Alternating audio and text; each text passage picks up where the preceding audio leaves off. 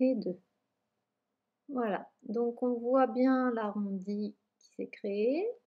Alors comme à chaque fois on va devoir faire une augmentation de 3 mailles serrées dans la maille centrale entourée de 2 augmentations de 2 mailles serrées de chaque côté, il est donc important que vous sachiez repérer cette maille centrale et le groupe de l'augmentation des 3 mailles serrées.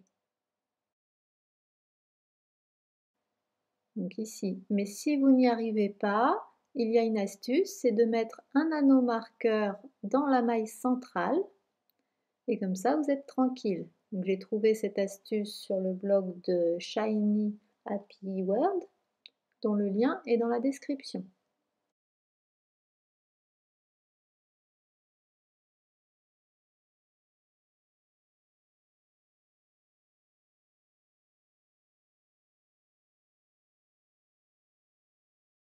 Alors là, vous voyez qu'on arrive au groupe de 3 mailles serrées. Donc c'est le moment de faire une augmentation de 2 mailles serrées dans la maille qui précède la maille centrale. Donc là, j'en ai déjà fait une. Je fais la deuxième. Maintenant, dans la maille centrale, je fais une augmentation de 3 mailles serrées. Donc une, deux,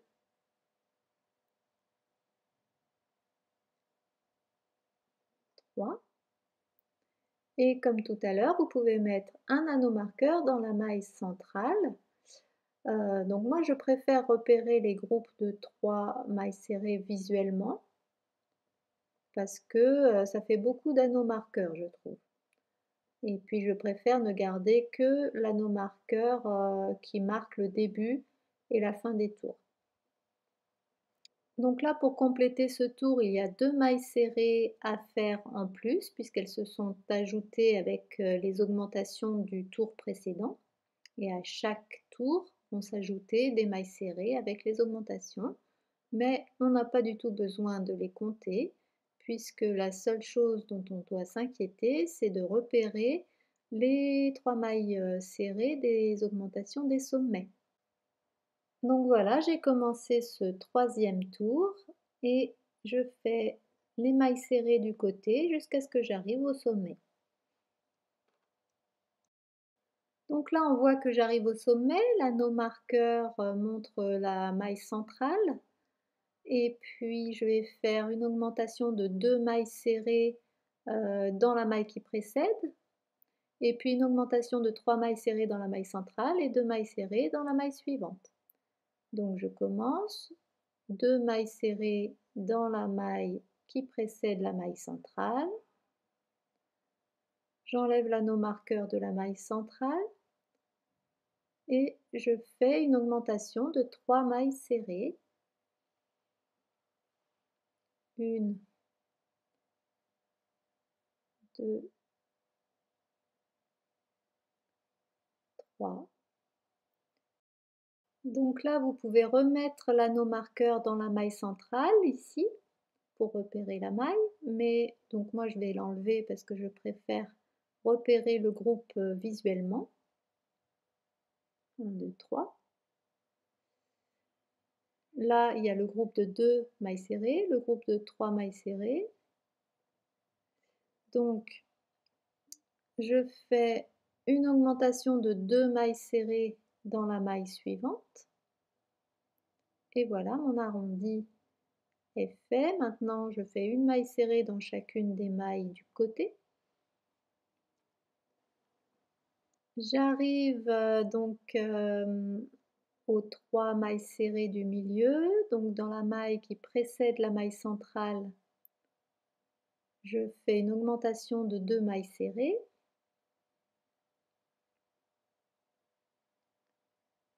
J'enlève l'anneau marqueur de la maille centrale. J'y fais une augmentation de 3 mailles serrées. Une, deux, trois. Une augmentation de 2 mailles serrées dans la maille suivante.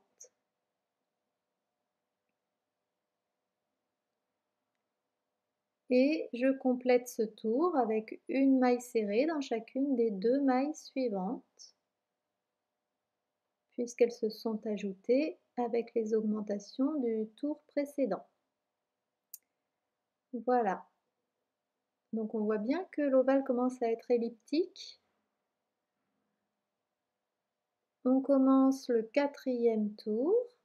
Et là, ça va être encore le même principe pour ce tour. Mais à un moment donné, on va devoir changer de principe parce que les augmentations vont s'accumuler à la pointe des sommets et ça va finir par être un peu trop serré. Les sommets vont être un peu trop pointus.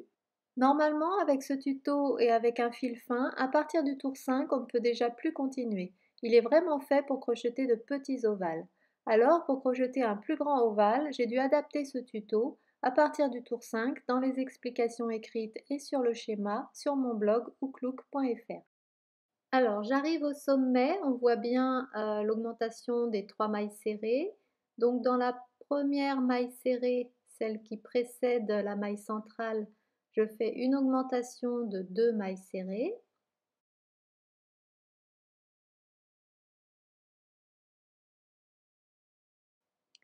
Dans la maille centrale, je fais une augmentation de 3 mailles serrées.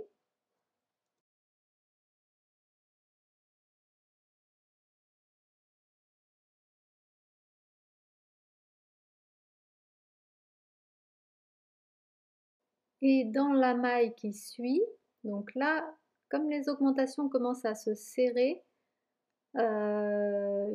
c'est plus difficile de repérer la maille qui suit parce qu'elles ont tendance à se chevaucher. Donc 2 mailles serrées dans la maille qui suit la maille centrale et ensuite une maille serrée dans chacune des mailles suivantes jusqu'à ce que l'on arrive au sommet suivant.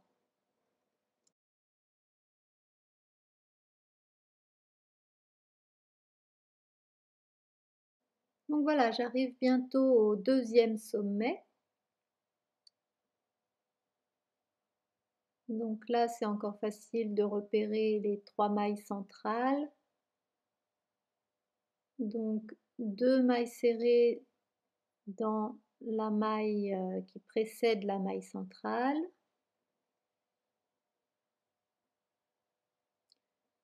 3 mailles serrées dans la maille centrale.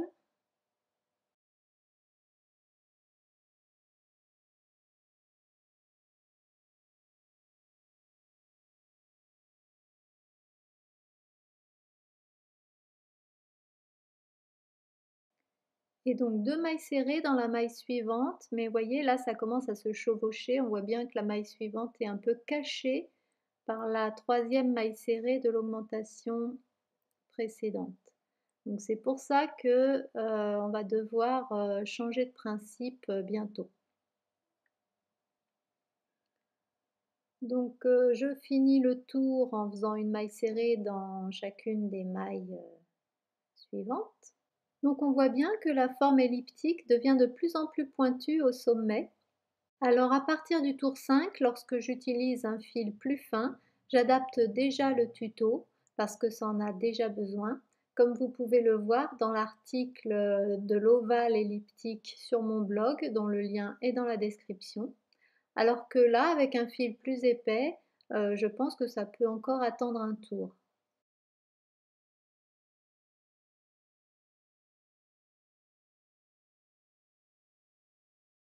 Donc là, j'arrive au sommet. On voit donc les 3 augmentations ici, les 2 augmentations sur les côtés, mais on les voit moins bien qu'avant parce qu'elles sont un peu tassées. Donc là, si vous avez des anneaux marqueurs, ça commence à être vraiment utile. Donc, je continue quand même le même principe. Je fais 2 mailles serrées dans la maille qui précède la maille centrale, puis 3 mailles serrées dans la maille centrale.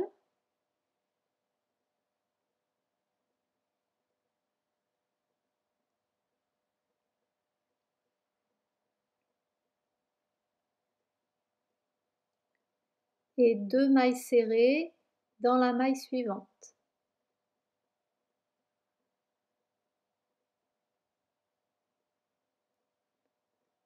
Voilà. Ensuite, une maille serrée dans chacune des mailles du côté. On voit bien là que le sommet commence à être vraiment pointu.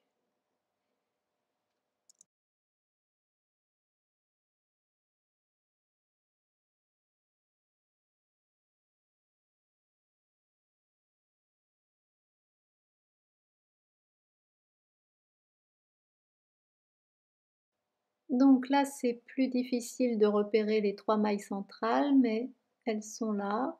J'y suis déjà. Voilà, donc je fais 2 mailles serrées dans la maille qui précède la maille centrale.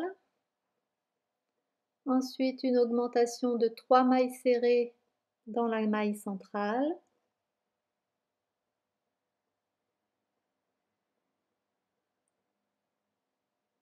Et enfin, une augmentation de 2 mailles serrées dans la maille qui suit, la maille centrale.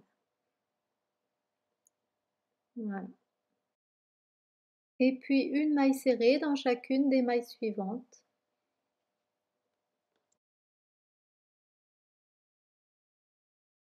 Alors là, on voit bien que l'ovale commence à vraiment être très pointu, les mailles des augmentations vraiment très serrées. Donc à partir de ce 6e tour, je vais adapter ce tuto et je vais vous montrer comment.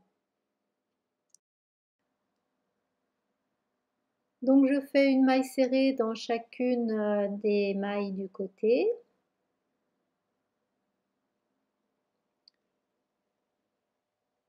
Et lorsque j'arrive au sommet, c'est là que les choses vont changer.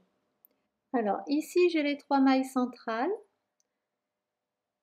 Ici, j'ai les 2 mailles serrées de l'augmentation qui précèdent les 3 mailles centrales.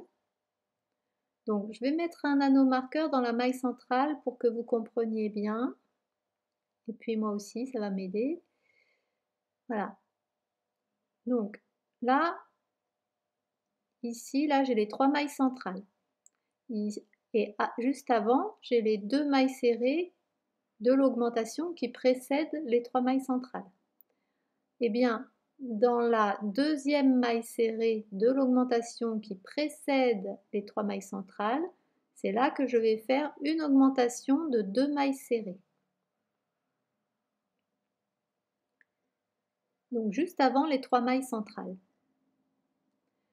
Et ensuite, donc là j'ai enlevé mon anneau marqueur, mais là j'ai mes 3 mailles centrales. Eh bien, je vais faire une maille serrée dans chacune des 3 mailles centrales. Donc pas d'augmentation dans les 3 mailles centrales pour ce tour. Voilà. Donc je remets mon anneau marqueur dans la maille centrale parce que là ça va devenir plus difficile de la repérer.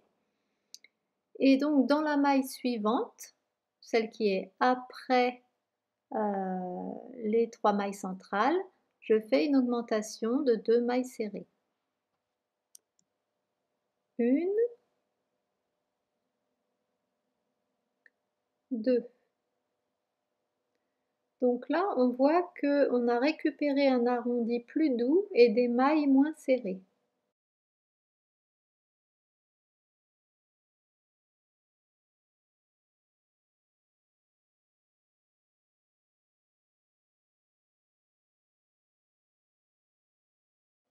J'arrive au 2e arrondi, on voit qu'il est assez pointu, les mailles sont serrées, commencent à se chevaucher.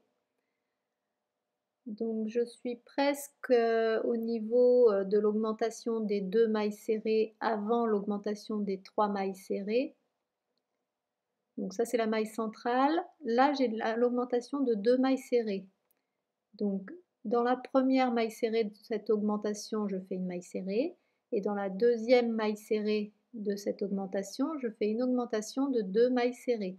Juste avant les 3 mailles serrées de l'augmentation de 3 mailles serrées. Celle-ci. Donc c'est juste avant que je fais mon augmentation de 2 mailles serrées. Et dans les 3 mailles serrées centrales de l'augmentation de 3 mailles serrées, je fais une maille serrée dans chacune d'elles. Ce qui va mettre un peu d'air entre les mailles. Voilà.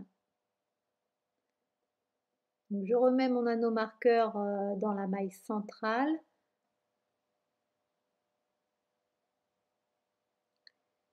Et dans la maille suivante, celle-ci, je fais une augmentation de 2 mailles serrées. Donc juste après les 3 mailles serrées centrales. Voilà. Et on a récupéré un arrondi plus régulier, plus aéré. Donc je continue, je fais une maille serrée dans chacune des mailles restantes pour finir ce tour.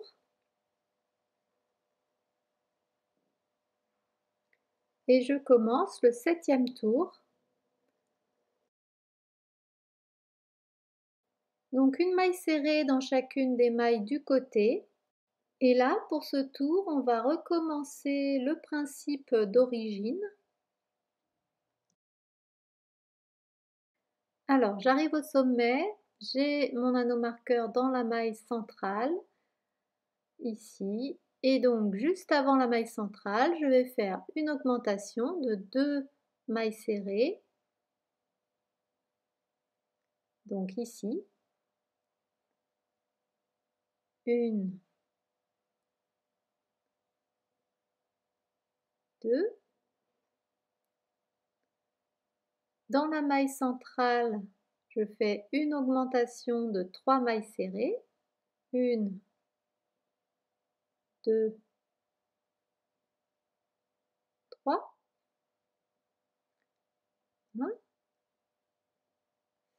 Je remets l'anneau marqueur dans la maille centrale et dans la maille suivante, une augmentation de 2 mailles serrées.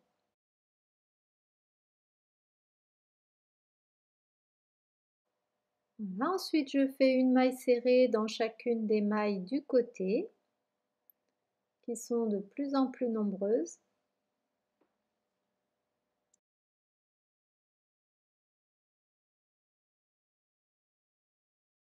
Je suis arrivée au 2e sommet, donc je vais faire une augmentation de 2 mailles serrées dans la maille qui précède la maille centrale et dans la maille qui suit.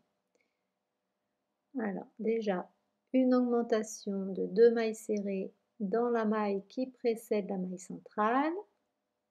J'enlève l'anneau marqueur, je fais une augmentation de 3 mailles serrées dans la maille centrale.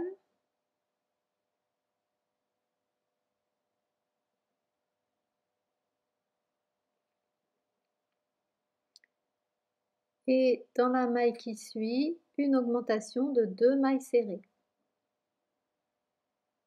Voilà. Je remets mon anneau marqueur. Donc ça, c'est la dernière augmentation. Ça, c'est l'augmentation de 3 mailles serrées. Donc je la remets ici, au milieu des 3 mailles serrées. Et je continue en faisant une maille serrée dans chacune des mailles restantes pour finir le tour.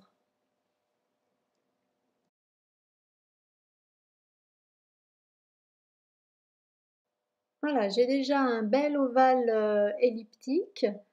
Donc on va continuer comme ça à alterner le tour 6 et le tour 7 parce que là on voit que le sommet commence à être un peu trop pointu et surtout que les mailles sont un peu trop serrées. Et puis malheureusement avec ce tuto on ne pourra pas faire un ovale très très grand avec beaucoup de tours car vous voyez que par rapport à l'axe de la chaînette, les pôles de l'ovale ont tendance à s'éloigner de l'axe et ce sera de plus en plus et ce sera pas très joli au bout d'un moment. Donc c'est pour ça qu'on ne peut pas faire un ovale très très grand. Mais je vais essayer de faire quelques tours supplémentaires. Alors voilà, j'ai fait 2 tours supplémentaires, donc un tour 8 et un tour 9. Et le tour 9 était vraiment le tour de trop. On peut voir là que les pôles se sont complètement éloignés de l'axe et la forme elliptique est beaucoup moins belle. Donc j'ai défait le 9e tour et voilà ce que ça donne avec le 8e tour. Donc maintenant je vais arrêter l'ovale et on voit que comme j'ai crocheté en spirale, il y a un décalage ici. Alors je vais vous montrer la technique que j'ai découverte sur le blog Playing Ookie, dont le lien est dans la description, pour finir un travail en spirale proprement. Alors en général, on fait une maille coulée dans la maille suivante et on arrête le fil. Mais là, on va faire mieux parce qu'il y a toujours un petit décalage et donc ça se voit. Alors on va tirer une longue boucle. On enlève le crochet de la boucle, on le passe sous la maille suivante par derrière, on tourne l'ouvrage sur l'envers, on passe le crochet dans la boucle, on tire un peu le fil et on passe la boucle au travers de la maille et on enlève le crochet et on passe le fil de fin dans la boucle et voilà, on tire et voilà, ça s'intègre bien sur l'envers et sur l'endroit, on ne voit presque rien. J'espère que ce tuto vous aura plu et puis je vous dis à bientôt pour de nouveaux tutos sur ma chaîne et sur mon blog. À bientôt!